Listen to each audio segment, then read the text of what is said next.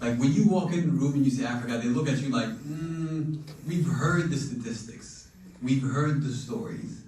Why now? Why is it time for Africa now, right? I mean, you hear the statistics around our population, right? Like 60% of the population will be under the age of 25 in 2030. That's only 5 years from now, right? And what we say is, with that population, we can go change the world. But the reality is, if we don't educate that population, if we don't invest in that population, then we just have the youngest population in the world.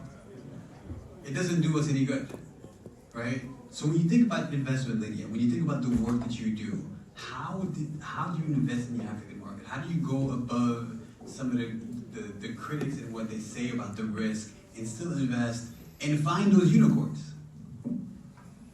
So the first thing comes from an innate belief that Africa is opportunity.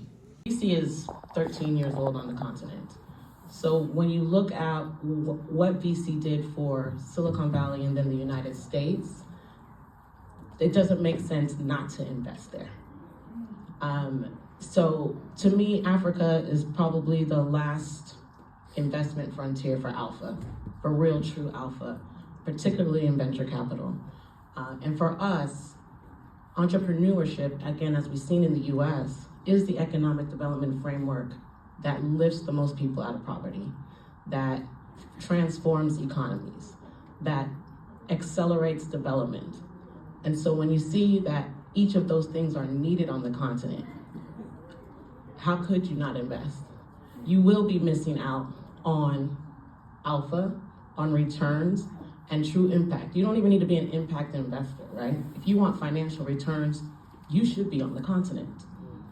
You should be there early, in fact, and early is now. And so for us, it only makes sense to be investing there. And quite frankly, as a Nigerian American woman, where else would I invest, honestly, right? So to me, it only makes the most amount of sense. Now, when I go into a room, yeah, you get the eye rolls, you get the quizzical looks. To me, it's just an opportunity to educate on the opportunity.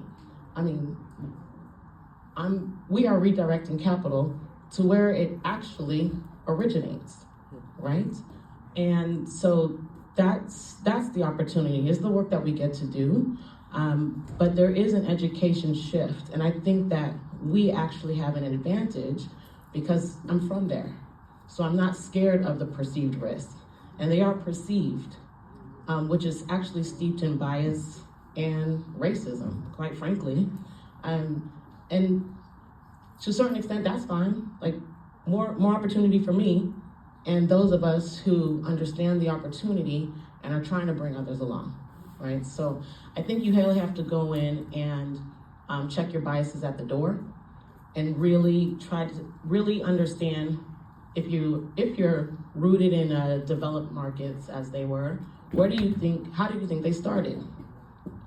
Africa's prime for even more economic opportunity. And if you're not in there now, you're just gonna miss. You're gonna miss a vast and varied investment opportunity.